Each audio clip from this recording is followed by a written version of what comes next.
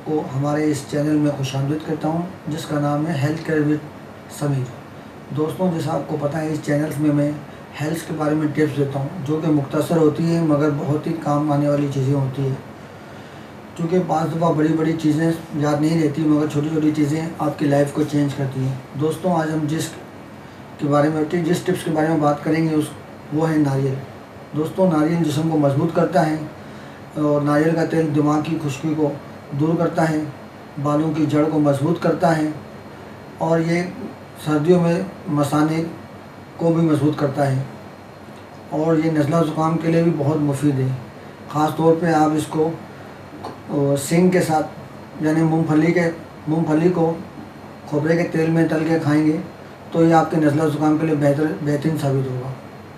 दोस्तों, आपको मेरी ये वीडियो पसंद आई हो तो इसे लाइक करें, शेयर करें, कमेंट्स करें और सब्सक्राइब करना ना भूलें, ताकि इस किस्म की मज़ीद मुफीद मालूमात और मुख्तसर बातें आपको पता चल सके। अल्लाह हाफ़िज़।